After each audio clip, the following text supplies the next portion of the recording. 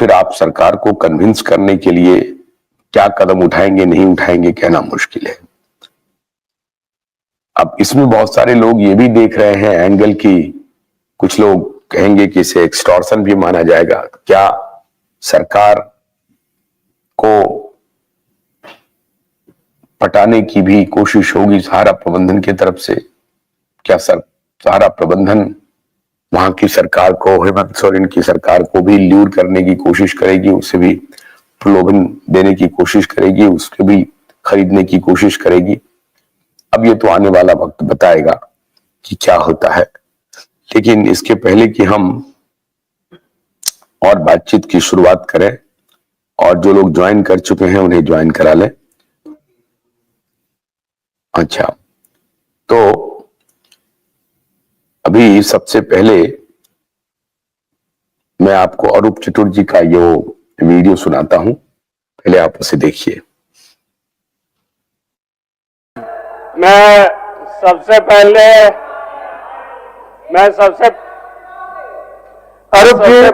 तो सरकार को बधाई देता हूं जो प्रचंड बहुमत के साथ झारखंड के लोगों ने इंडिया गठबंधन और हेमंत जी के नेतृत्व में दोबारा सरकार बनाने के लिए पूर्ण विश्वास जताया।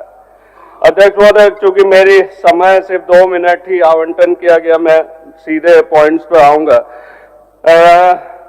हम सबसे खुश है जो ये पहली बार या पहली सरकार है देश में जिसने सहारा इंडिया के पीड़ित परिवार के निवेशकों की लड़ाई खुद लड़ रहे हैं। वो गवर्नर भाषण में भी, माननीय राज्यपाल की अभिभाषण में साफ तौर पर कहा गया है जो सर्वोच्च न्यायालय से लेकर राज्य की हर न्यायालय और संसद से लेकर सड़क तक हर मोर्चे पर पूरी मजबूती से लड़ी जाएगी जब तक राज्य के सभी निवेशकों को भुगतान ना हो। मैं झारखंड राज्य के जिन सहारा पीड़ितों ने अपने प्राण गंवाए अथवा दुख या अवशब्द में आत्महत्या करने में मजबूर हुए हैं, उनके परिजनों को भी सरकारी स्तर पर आर्थिक सहायता प्रदान की जाएगी।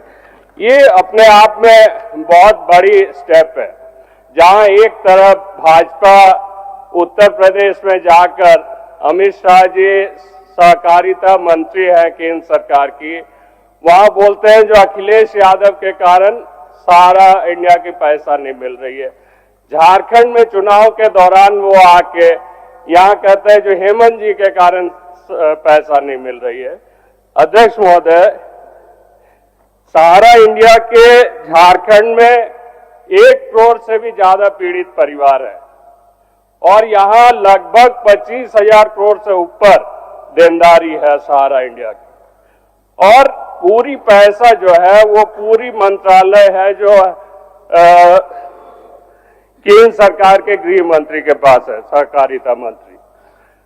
वहां 5,000 करोड़ मात्र वो जितने भी सरकारी जो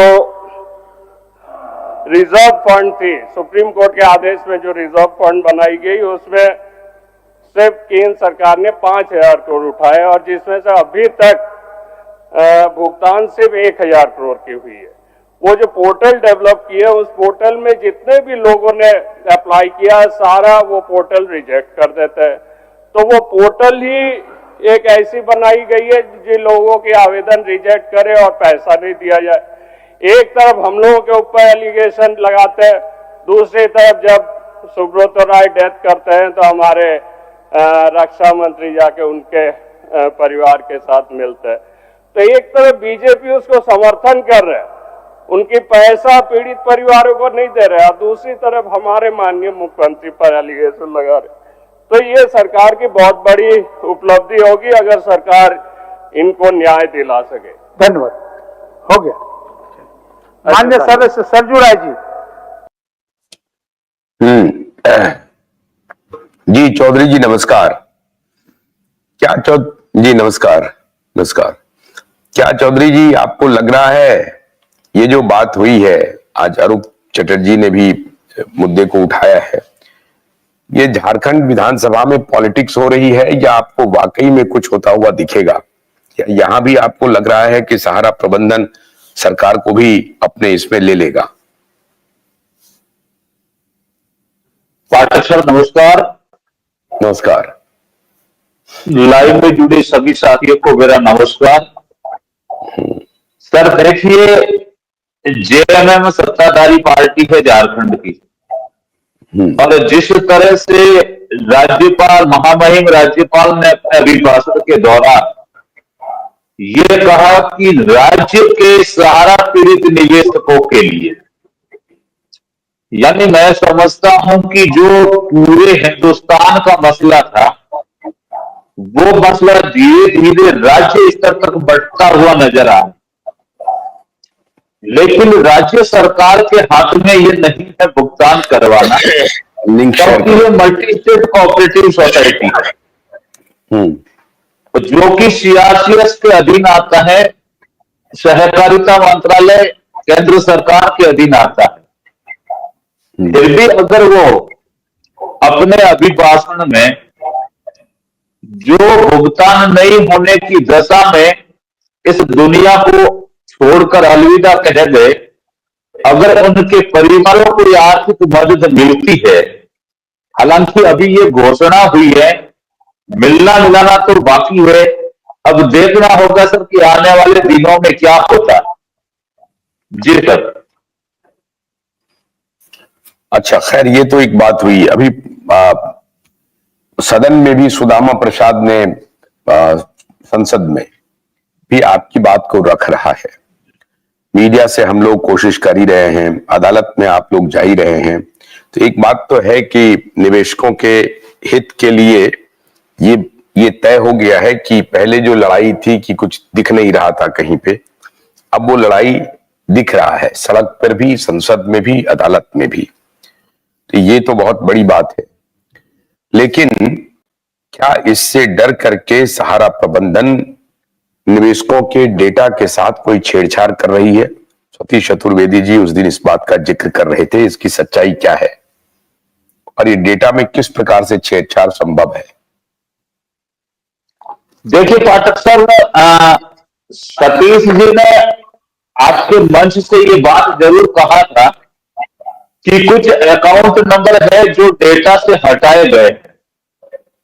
तो सर इसका जहां तक मैं जानता हूं कि इस सिस्टम में एक अकाउंट मास्टर होता है, जो अकाउंट मास्टर कभी कभी हट जाता है, और ऐसा कई बार हुआ है हमारे साथ में। जब हम काम करते थे सिस्टम पर तो उसका अकाउंट मास्टर हट जाता था और उस अकाउंट मास्टर को रीलोड यानी मुख्यालय से वापस मंगवाकर अपलोड किया जाता था, तो वो अकाउंट शो हो जाता था। एक बात तो ये हो सकता है कि सतीश जी ने जो कहा कि अकाउंट नहीं दिख रहे, तो हो सकता है अकाउंट मास्टर हट गया हो। और दूसरी बात कि उन्होंने जो आरोप लगाया कि सहारा का मैनेजमेंट डाटा हटा रहा है, तो हो भी सकता है सर, होने में तो बहुत कुछ हो सकता है, लेकिन जहां तक मैं मानता हूं शायद उसका मास्टर हट जाने से वो अकाउंट नंबर शो नहीं कर पाते हो। जी सर। हाँ प्रवीण जी, बहुत स्वागत है आपका। आप आ गए हैं तो बहुत अच्छी बात है। आप आज कोई गोलमोल बात मत करिएगा, स्ट्रेट फॉरवर्ड हमारे सवाल का जवाब दीजिए। हमको जानकारी मिल रही है कि झारखंड में सहारा के उच्च पदस्थ अधिकारियों के खिलाफ एफआईआर, फ्रेश एफआईआर लॉन्च होने की प्रक्रिया की शुरुआत हुई है, या सीधे मुख्यमंत्री कार्यालय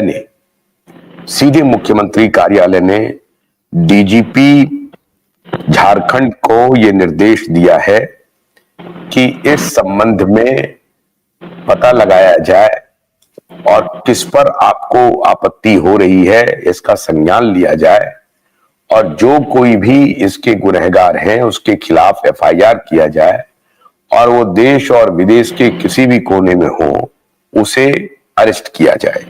इस बात में कितनी सच्चाई है? मुझे जानकारी मिल रही है, लोग जो बोल रहे हैं, नाम नहीं बताते हैं, लेकिन बोल रहे हैं कि सर इस तरह की बात हो रही है और आपको जल्द ही दिखेगा इसकी सच्चाई क्या है। ईमानदारी से बताइए।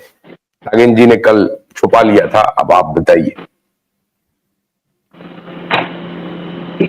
जी आशुतोष जी, बहुत बहुत नमस्कार आपको, और आप क्यूब वेब चैनल के जितने दर्शक उन सभी को भी नमस्कार।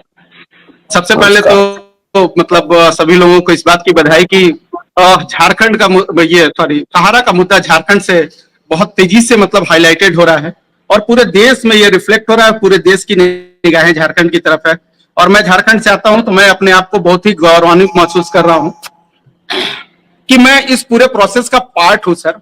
और हमने पिछले 2 साल में बहुत बहुत बहुत मेहनत किया है और हमने जो मेहनत किया है सर वो मैं आपको दिखा नहीं सकता हूं कि कुशवाहा जी और उनकी टीम ने आज जिस जगह पर हम लोग खड़े हैं यहाँ तक पहुंचने के लिए कितनी मेहनत की है। आपने मैंने इस तरीके की कुछ सवालें उठा दी हैं। मेरा लगातार सर फोन आ रहा है, कोई नहीं। कुछ चीजें ऐसी है ना आशुतोष जी की उसको पर्दे के पीछे रहने दिया जाए तो अच्छा है। मैं ये जरूर कहना चाहूंगा कि देखिए बेईमान जो आदमी है ना, बेईमानी मैंने कितना भी बड़ा बेईमान हो, बेईमानी करके और उसके बाद चीजों को मैंने कितनी भी अच्छे तरीके से मैनेज कर ले, पैसा तो बहुत बड़ा चीज है इसमें नो डाउट सर। और सहारा इंडिया ने करोड़ों लोगों का और गरीब गरीब लोगों का अरबों रुपया उठाया है सर। उनके पास पैसे की बहुत ताकत है, इसमें नो डाउट। इससे ना आप डिनाई कर सकते हो ना हम डिनाई कर सकते हैं। और पैसे में वो ताकत होती है कि आप बहुत सारी चीजों को मैनिपुलेट कर सकते हो, लेकिन फिर भी इस दुनिया में ईमानदार कुछ लोग अभी भी बचे हुए हैं, चाहे वो शासन में हो चाहे वो प्रशासन में हो। बेईमान लोग भी हैं, तो बेईमान लोग जो होते हैं वो ऐसे लोगों के साथ मैनेज हो जाते हैं, लेकिन कुछ ईमानदार लोग हैं और वो अपनी ईमानदारी के बल पे ही कुछ लोगों के लिए कुछ ऐसा काम कर जाते हैं जो आजीवन याद रह जाती है। तो हमारा वो प्रयास यहाँ पर कुछ कुछ रहा है सर, और आगे क्या होने वाला है ये हमें कुछ मालूम नहीं है। लेकिन देखिए कुछ चीजें तो है, क्योंकि हम अब अगर आगे बढ़ रहे हैं और काम हो